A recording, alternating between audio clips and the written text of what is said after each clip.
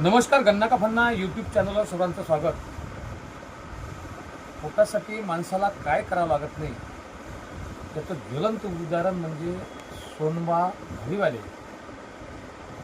या शंकरपट क्षेत्रात जे सध्या राजीव मंडाळे म्हणून आहेत यांचं नाव घेतले जाते, पण राजीव मंडाळेच्या अगोदर हे सोनबा घडीवाले होते. खरंच असे घडीवाले आणि त्यांनी त्या जुन्या काळात कसा कसा त्राक भोगला आहे हे सविस्तर नवीन पिढीवाल्यांना कळावं म्हणून आजचा हा आपला गन्ना का फन्ना यूट्यूब चॅनलवर आपण व्हिडिओ घेत आहोत. असेच व्हिडिओ पाहण्याकरता पाहत राहा गन्ना का फन्ना यूट्यूब चॅनल. प्रस्तुत करता गणेश सागरे, कॅमेरामॅन जगदीप बर्डे सर. नमस्कार काका. नमस्कार. नमस्कार शरद भाऊ. नमस्कार काका, आज तुम्ही किती वर्षाच्या? 76. म्हणजे 76 वर्षाचे घडीवाले. आणि आज योगायोग असा की एकाच पटावर एक सोनबा घडीवाले इथून रिटायर होणार आहेत आणि याच पटापासून राजूभाऊ मंडळाचा वारसा चालवणारे शरदभाऊ मंडळे हे इथून प्रमोट होत आहेत.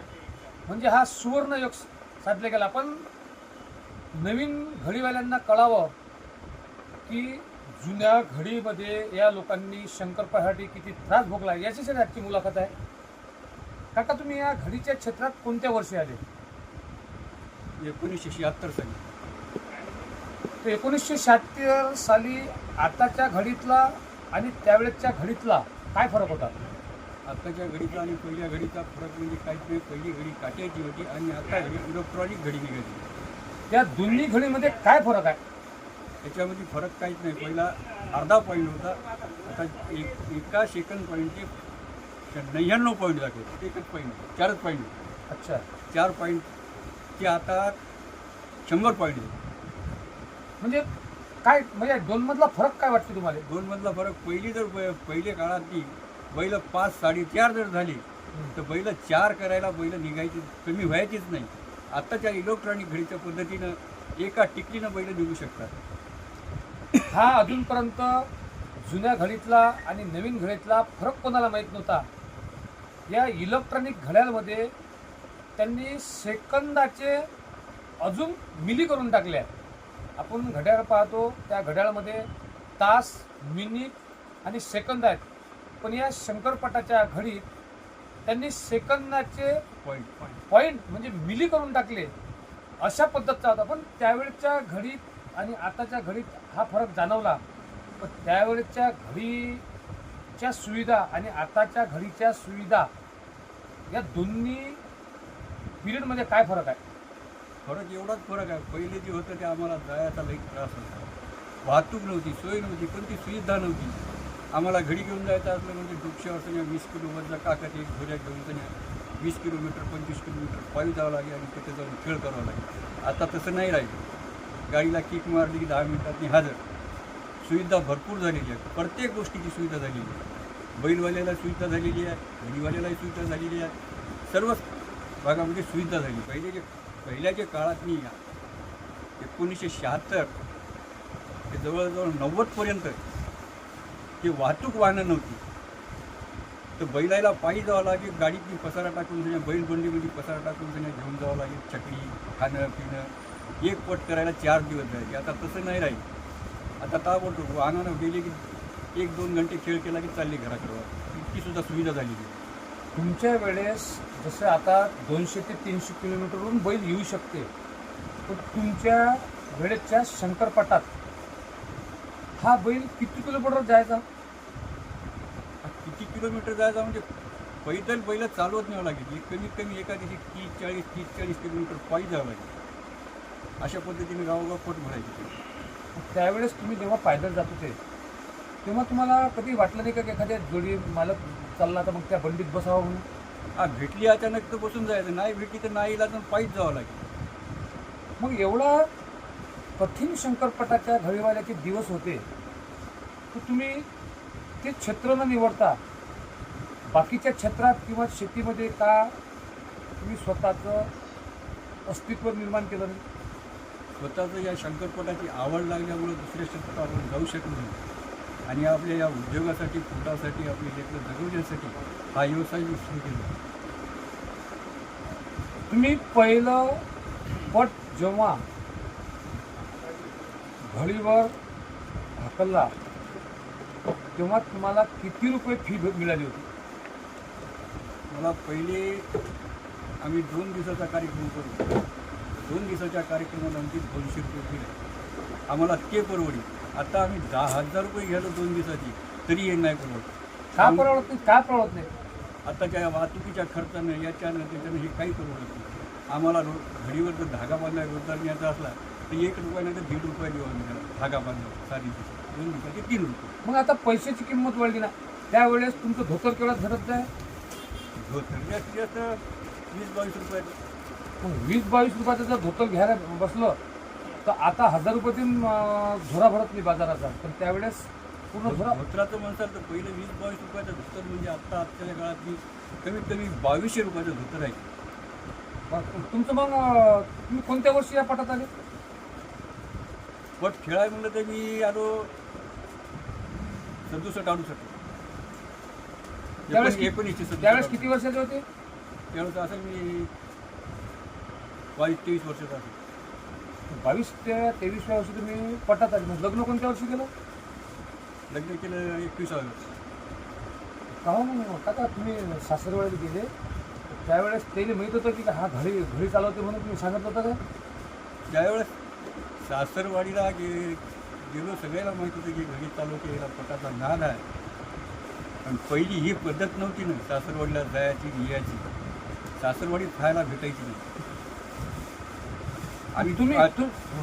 आणि पहिले जे लग्न व्हायची मी स्वतः खुद मुलगी खायला गेलोच नाही. वडील गेले पाहुणा होऊन गेले तिकडं सोयरीक करून आले. सोयरीक झाली 15 दिवसाला लग्न झाल्यावर फक्त लग्नाला गेलो. लग्न झाल्याच्या नंतर 3 मला बेजा हाऊस वाटर राहते तुमच्या लग्नाची गोष्ट सांगायला. म्हणजे तुमच्या लग्नाची आपण शंकरपटाची हे घेऊन आलो. तुम्हाला लहान म्हणजे 76 वर्षात वयाती म्हटलं माझे लग्न कसं झालं हे सांगायची तुम्हाला घरी होऊन राहिली. ती लोकांनी माहीत पडलं पाहिजे म्हणा. माहिती तर सगळी झाली पाहिजे. तुम्ही विचारायला लागली तर जुनी माहिती पुरी आत्ताच्या पोरायला माहिती झाली पाहिजे. याच्यासाठी मी सांगायला की माझ्या अनुभव जे आहे ते म्हणून सांगायला पुढील पिढी कशी राहिली पाहिजे, काय नाही, कसं जोपावलं पाहिजे याच्यासाठी मी एवढं सांगायला. बरं मग त्या आमच्या काकोली माहीत होतं का की हा घडीवाला पोरगा आहे म्हणून? नाही. म्हणजे तुम्ही काकूला त्यावेळेच्या जमान्यात अंधारात ठेवून या शंकरपटाचा बा पोरगा 12 महिने बाहेरच राहते असा अनिभिक्त ठेवलं. आणि व्यक्त ठेवलं म्हणजे माहीतच नाही. बरं का हो मग तुम्ही आता लग्न झाल्यावर घरी आल्यानंतर समजा तुम्ही बाहेर गावाला गेले त्यावेळेस मग कधी काकू रागावली नाही का की बाहेरच फिरता गावातच काम करा? रागवायचा प्रश्नच कुठं उद्भवत नाही. बाहेर गावी जाते की त्याला पक्क माहीत 8-8 दिवस महिना 2-2 महिने घराकडे येत नाही. गेले तर पैसा घेऊन येते. आपला संसार चांगला चालते की त्याच्यातच खुश. म्हणजे आपला संसार चालवा म्हणजे नवऱ्याला कितीही तकलीफ झाली म्हणजे त्या काळात आणि या काळात किती फरक आहे. 25 किलोमीटर 20 किलोचं डोक्यावर वजन घेऊन एक काका त्यावेळेस चालत पटावर जात होते. पण आज वाहनं झाले, सुविधा झाली. बरं त्यावेळेस मग समजा तुम्ही पायदळ जात होते. पायदळ जाताना पैशासाठी तुम्ही जात होते. पण त्या काळात सांबार हा चपला वगैरे शिवत होता. आज चप्पल शिवल्यापेक्षा फेकून देतात.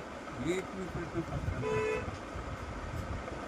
पहिला स्वस्ताईचा काळ काही भेटायचं नाही तर पहिल्या काळात आम्ही 12नेच्या चपल्या वापरू टायरच्या. ते चपल्या अशा होत्या की चालायला की पायाला खिळी बुडायची. अशा चपल्या अशा परिस्थितीने आम्ही दिवस काढले. फार कठीण दिवस काढले. खूप त्रास सहन केला आम्ही. म्हणजे तुमचं जे शंकरपटासाठी योगदान आहे. लोक जरी म्हणत असतील बा पैशासाठी हे शंकरपट खेळवतात किंवा घड्याळमध्ये हे सहभागी होतात.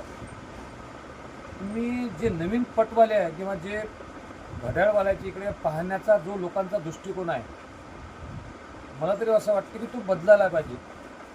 नाचणारी हे तमाशात नाचते पण नाचताना जे खाली बसलेले लोक असतात ते अश्लील चाले करतात. त्या नर्तिकेलाही माहीत असते की हे अश्लील चाले करून पण शेवटी पोटाची भूक असते. त्यांना ते व्यवसाय करावा लागतात. तशीच परिस्थिती घड्याळवाल्यांची आहे. पायातल्या चपलामधून खिळे रुतलेले आणि 25 किलोमीटर पायदळ जाऊन त्यांनी स्वतःचा संसार तिथे चालवला आहे. या वर्षी तुम्ही निवृत्ती का घेता? निवृत्ती म्हणजे आता आपल्याच्यानं महिने झालं, त्रासदायी महिने झाला, येणं जाणं त्रासदायी होत नाही, घरमिळती बोलणं होत नाही, सारखं बोलावं लागतं, बोलावं लागतं, जेवढा त्रास ते होत नाही मी निवृत्ती घेतो. तुम्हाला कधी 700 वरती गेल्यानंतर तुमच्या कुटुंबात कधी तुम्हाला कुटुंबांनी रोखलं नाही? नाही, कुटुंबानं आत्तापर्यंत रोखलं नाही, कुटुंबासाठी आत्तापर्यंत रोखलं नाही, शंकरपटासाठी रोखलं. कधी कधी काय होते, बायकोच्या नवऱ्याचे भांडणं होतात, त्यावेळेस त्या बायकोला असं वाटते का हा गेला तो पुरला, अशी तर परिस्थिती तुमच्या घरी नाही? नाही, अशी परिस्थिती अजिबात नाही. ही शंकाच घ्यायची नाही. या शंकरपटाशी कशी जायचं म्हणलं, पत्नी अगोदरच बरोबर रेडी आपला स्वयंपाक पाणी करून भाकर बांधून सण्याची काय आहे ते आपली शिजरी सोबत द्यायचं. पण कोणत्याही गोष्टीचा आम्हाला घरून सण्या जाताना अडथळा नाही. लेकरं जरी लहान असली की बाबा मी तुमच्या संग येतो असे कवाच म्हणणार नाहीत लेकरं. तुम्ही आज वयाचे 76 वर्षाचे पूर्ण झालात. या शंकरपटात तुमचं जे नाव आहे, आदर्श सत्कारांना तुम्हाला खुर्ची दिल्या जाते, तुम्ही आमदारही असते, तर हे प्रेम लोकांचं तुम्हाला मिळालं असतं काय? हे प्रेम लोकांचं आम्हाला असं, आम्ही जर असे कामच करत राहिलो असतो शेतीचं, तर हे प्रेम आम्हाला भेटलं नसतं. पुन्हा त्यातल्या त्या जे इलेक्ट्रॉनिकची घडी तुम्ही विचारलं मला अगोदर, 1996ला मी ही इलेक्ट्रॉनिक घडी आणली, तेव्हापासून जास्त प्रगती व्हावं लागली. मी आणल्याच्या नंतर राजाभाऊन आणली, 97ला राजाभाऊन आणली, 96ला मी आणली. तेव्हापासून जर या शंकरपटाचं प्रमाण जास्त वाढलं की आपल्या भागात घडी नवीन आली, पण या खेड्यावर त्या खेड्यावर अशी पटं होऊ लागली, आमची प्रगती झाली. आणि पटातही बी खूप पहिला आताचा खूप फरक पडला. पहिली एवढं बैल जमायची नाही, थोडी बैल राहायची, हमगर्दीपणा करायची, श्रीमंत लोक हरिरावीने नंबर घ्यायची. आता तसं काय राहिलं नाही, ज्याची जुडी पळत ते नंबर घेईल, अशा पद्धतीवर आता फक्त चालू आहे.